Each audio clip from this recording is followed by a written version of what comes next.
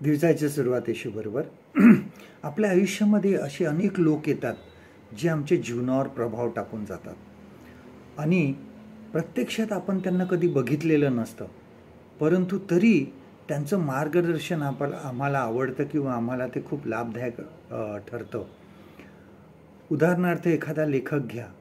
त्या लेखकाला आपण कधी बघितलेलं नसतं, परंतु त्याची पुस्तकं आपण वाचलेली असतात. आपण त्यांना प्रत्यक्षात भेटलेलो नसतो, परंतु त्यांची पुस्तकं आपल्याला अतिशय मार्गदर्शन करतात, चांगलं मार्गदर्शन करतात. आणि आपण बहुत वेळा एखादा लेखक आवडला की आपण त्याचीच पुस्तकं वाचतो. आपण त्याला कधी भेटलेलो नसतो. एखादा चांगला सुवार्तिक आहे, जगप्रसिद्ध असे पुष्कळ सुवार्तिक होऊन गेले, आम्हाला त्यांचं संदेश ऐकायला आवडतो. आम्ही त्यांना कधीही स्वतः भेटलेलो नसतो, परंतु त्यांचे संदेश आम्हाला खूप आवडतात. आम्हाला ते आमच्या जीवनामध्ये मार्गदर्शन करतात. अशा वेळेस जर समजा ते मरण पावले तर आम्हाला खूप दुःख होतं. आम्हाला असं वाटतं आमच्या घरातलंच कोणतरी गेलेलं आहे, आमच्या जवळचं कोणतरी गेलेलं आहे. आणि हे आपण ज्यावेळेस प्रभू येशू ख्रिस्ताने सुद्धा सांगितलं की न पाहिल्या वाचून जे विश्वास ठेवतात ते धन्य. बघा, ज्यावेळेस आपण पाऊलाचं उदाहरण बघतो, पाऊलाचे सर्व पत्र आपल्याला किती मार्गदर्शन करतात.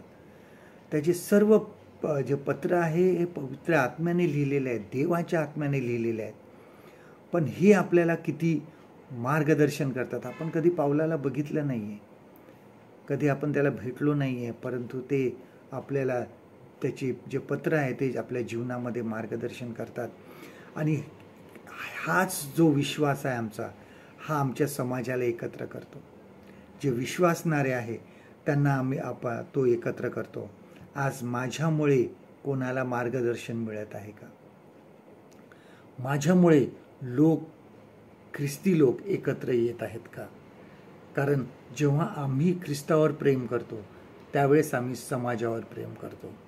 आम्ही कधी कोणाला बघितले नाही तरी आम्ही त्यांच्यासाठी प्रार्थना करतो. आम्हाला प्रार्थनेच्या रिक्वेस्ट येतात की ह्या व्यक्तीसाठी प्रार्थना करा. आपण त्यांना कधी भेटलेलोही नसतो, परंतु आपण त्यांच्यासाठी प्रार्थना करतो. आणि हीच जी प्रीती आहे, हीच आपल्याला न पाहिलेल्या ख्रिस्तामध्ये एकत्र करते. आजचं देवाचं वचन आपल्यासाठी हे आहे, योहान शुभवर्तमान ह्याचं 20वा अध्याय आणि 29वा वचन. Gospel of John chapter 20 and verse 29. येशूने त्याला म्हटले, तू मला पाहिले आहेस म्हणून विश्वास ठेवला आहे. पाहिल्या वाचून विश्वास ठेवणारे ते धन्य.